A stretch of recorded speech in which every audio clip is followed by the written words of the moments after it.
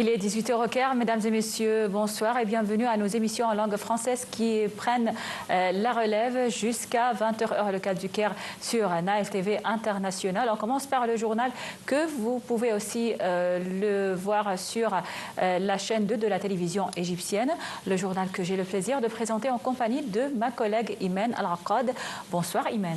Bonsoir Elham, bonsoir mesdames et messieurs. Commençons notre journal par les principaux titres. À la une de l'actualité, la commission des questions de santé de la Chambre des représentants dirigée par Dr Ashraf Hatem a approuvé un certain nombre d'amendements au projet de loi sur la responsabilité médicale, répondant ainsi aux préoccupations des équipes médicales. Les amendements incluent la modification du titre du projet de loi qui passe de responsabilité médicale et protection des patients à responsabilité médicale et sécurité des patients. De plus, l'article 18 a été révisé. Le Comité suprême pour la responsabilité médicale devient l'expert technique auprès des autorités d'enquête ou des instances judiciaires dans les affaires liées à la responsabilité médicale. La définition d'une erreur médicale grave a également été clarifiée. Une distinction est désormais faite entre une erreur médicale normale qui peut survenir et une erreur médicale grave. Un nouveau texte a été ajouté prévoyant une amende pour une erreur médicale normale et une peine d'emprisonnement ou une amende en cas d'erreur médicale grave.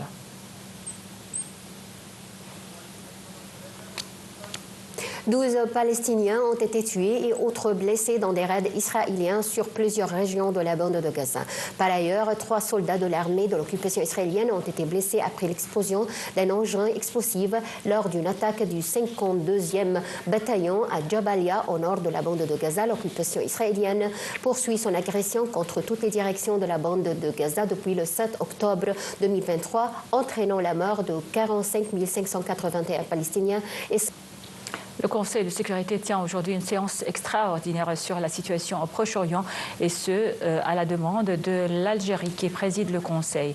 Entre-temps, des experts onusiens ont annoncé que l'attaque flagrante d'Israël contre le droit à la santé à Gaza et dans le reste des territoires palestiniens occupés atteint de nouveaux sommets d'impunité. Ils se sont dit horrifiés et préoccupés par les informations en provenance du nord de la bande de Gaza et en particulier par l'attaque contre le personnel de santé, y compris le dernier des 22 hôpitaux aujourd'hui détruits.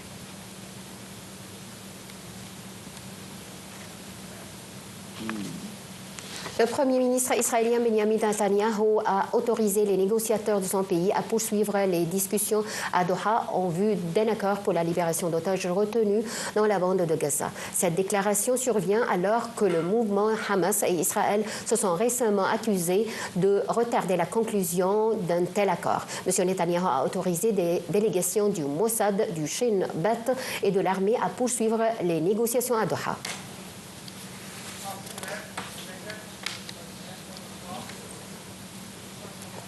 Des Palestiniens ont souffert d'étouffement suite à la répression par les forces d'occupation israéliennes d'une marche anti-colonisation dans la ville de Beïta au sud de Naplouse en Cisjordanie.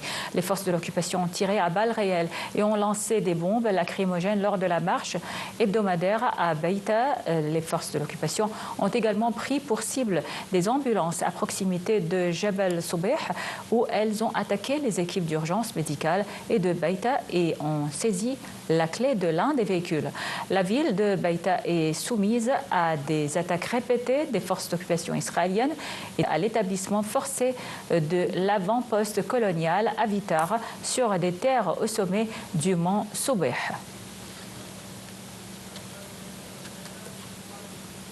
Toujours en Cisjordanie, les forces de l'occupation israélienne ont arrêté 2 jeunes Palestiniens du camp des réfugiés d'Al-Jalzoun au nord de Ramallah. Des sources de sécurité palestiniennes ont rapporté que les forces d'occupation ont pris d'assaut de camp à l'aube. Les forces de l'occupation ont perquisitionné plusieurs maisons et ont arrêté un jeune homme de la ville d'Al-Zawiya à l'ouest de la ville de Salfit. Les forces de l'occupation ont également pris d'assaut les quartiers de Sath Marhaba et Jabal Tawil dans la ville d'Al-Beara, alors qu'aucun raid ni arrestation ne soit signalé.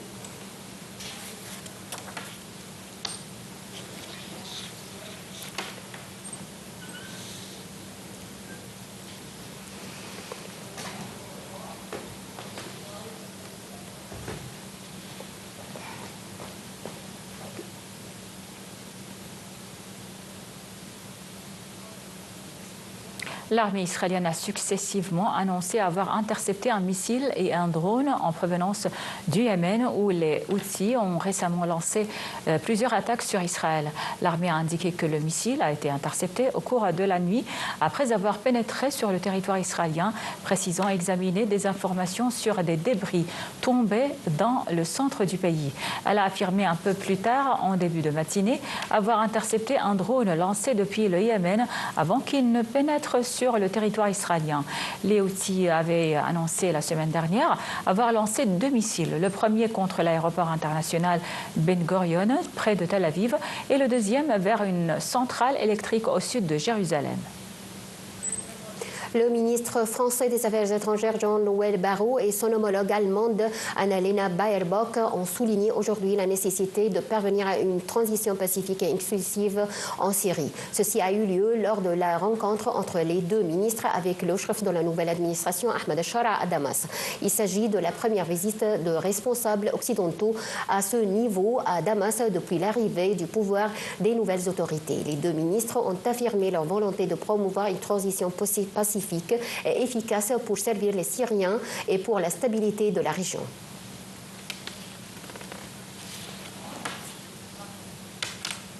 Le ministre des Affaires étrangères français, Jean-Noël Barrot, a débuté sa visite à Damas par une rencontre avec les représentants religieux de la communauté chrétienne en Syrie. Au cours de la rencontre, le chef de la diplomatie française a affirmé que la France est attachée à une Syrie plurielle dans laquelle les droits de chacun sont préservés dans le cadre d'une citoyenneté commune.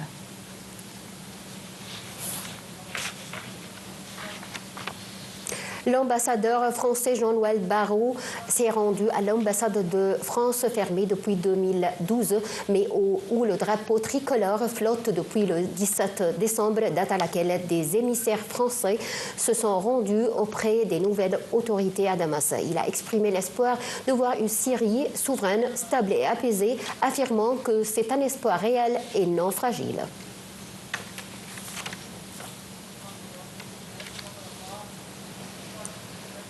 Les chefs de la diplomatie française et allemande se sont d'abord rendus à la prison de Saïd-Noïa, symbole de la répression de masse du pouvoir, accompagnés par des membres des casques blancs, des secouristes syriens. Ils ont visité des cellules et des geôles souterraines où les conditions de détention étaient inhumaines, où de nombreux détenus sont morts sous la torture. Selon l'association des détenus et des disparus de la prison de Saïd-Noïa, plus de 4000 détenus y ont été libérés le jour de la chute de Damas aux mains des rebelles. La France doit accueillir en janvier une réunion internationale sur la Syrie. Paris a réclamé la nécessité de lier la levée des sanctions contre la Syrie et la reconstruction de la Syrie aux engagements politiques sécuritaires clairs de la part de la nouvelle administration syrienne. Cette réunion intervient après une réunion similaire en décembre de ministres et responsables américains, européens, arabes et turcs. La France avait déjà dépêché le 17 décembre des émissaires auprès des nouvelles autorités et le drapeau tricolore flotte désormais sur son ambassade fermée en 2012.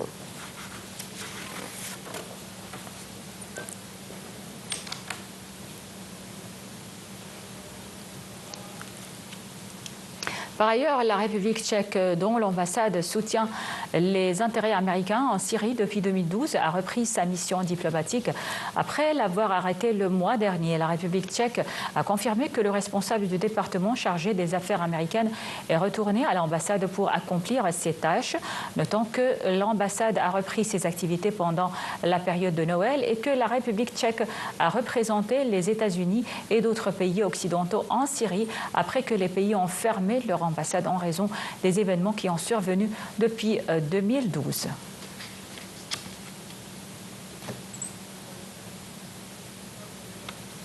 Les nouvelles autorités syriennes ont imposé des restrictions à l'entrée des Libanais par la frontière terrestre entre les deux pays. Une source militaire libanaise a précisé que ces mesures avaient été prises à la suite d'un accrochage entre l'armée libanaise et des hommes armés syriens qui ont été brièvement arrêtés par les autorités libanaises. Les enquêteurs sud-coréens ont tenté d'arrêter le président déchu Yoon Suk-yeol dans sa résidence de Séoul pour sa tentative ratée d'imposer la loi martiale le 3 décembre, mais en ont été empêchés par les gardes du corps présidentiel 2 fois plus nombreux qu'eux. Pendant près de 6 heures, les procureurs et agents du bureau d'enquête sur la corruption des hautes personnalités qui centralisent l'enquête pour rébellion ouverte contre M. Yoon sont restés à l'intérieur de la résidence présidentielle sur les hauteurs du quartier chic de Hanam. Les forces de sécurité du président ont d'abord bloqué le chemin d'accès à l'aide d'une dizaine de minibus et d'autres véhicules. Environ 20 enquêteurs du CIO, assistés de 80 policiers, ont participé à l'opération, mais se sont heurtés à quelques 200 soldats et agents du service de sécurité présidentielle qui ont formé une muraille humaine en se tenant par les bras pour les empêcher de passer. Le président ukrainien Volodymyr Zelensky a estimé que l'imprévisibilité de Donald Trump, qui doit prendre ses fonctions le 20 janvier à la Maison-Blanche, peut aider à mettre fin à la guerre en Ukraine. L'arrivée de Donald Trump à la Maison-Blanche suscite à Kiev l'espoir de décisions fortes après bientôt 3 ans d'invasion russe, mais aussi la crainte d'une baisse du soutien financier et militaire américain que le républicain a critiqué à de nombreuses reprises. M. Zelensky a longtemps refusé de négocier une fin de la guerre avec Vladimir Poutine, mais a récemment adouci sa position, acceptant notamment de renoncer temporairement à tenter de reprendre les territoires conquis par Moscou en échange de garanties de sécurité de l'OTAN et d'une augmentation des livraisons d'armes à Kiev. M. Zelensky a estimé jeudi que toute garantie de sécurité envers l'Ukraine n'impliquant pas les États-Unis serait des garanties faibles.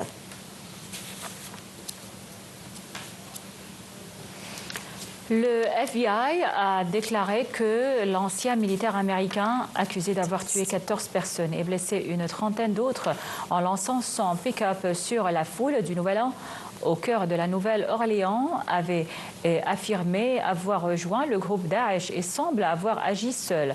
Pour sa part, le président Joe Biden a expliqué n'avoir pas établi de lien irréfutable entre l'attaque à la Nouvelle-Orléans et l'explosion mercredi d'une Tesla Cybertruck devant un hôtel Trump de Las Vegas qui a fait un mort.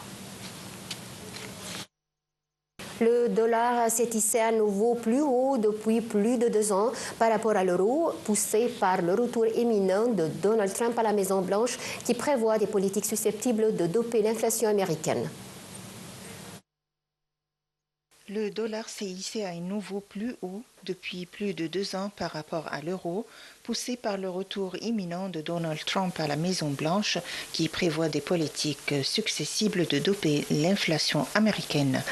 La devise américaine progresse de 0,53% vis-à-vis de l'euro à 1,301 $, un nouveau sommet depuis fin novembre 2022 contre la monnaie européenne. Le billet vert monte également de 1,06% par rapport à la devise britannique à 1,2385 $ pour une livre après avoir grimpé jusqu'à un plus haut depuis avril 2024 à 1,2384 $. Ce mouvement a été accentué jeudi par la baisse surprenante des demandes d'allocation chômage aux États-Unis. 211 000 ont été enregistrés au cours de la semaine achevée le 28 décembre, un plus bas depuis avril 2024 et un signal positif pour l'économie américaine. La Réserve fédérale américaine, la Fed, n'envisage désormais plus que 2 baisses de ses taux d'intérêt cette année, contre 4 projetés auparavant. Les analystes estiment que la Banque centrale européenne devrait réduire ses taux à un rythme plus soutenu que celui de la Fed, étant donné la faible croissance dans la zone euro, où l'inflation évolue près de la cible de 2% fixée par la Banque centrale européenne. Voilà, c'était donc tout pour le journal. Merci pour votre attention et passez d'excellents moments avec la suite de nos programmes sur Nile TV International. Bonsoir et Imen. Merci Elham, merci mesdames et messieurs et à tout à l'heure.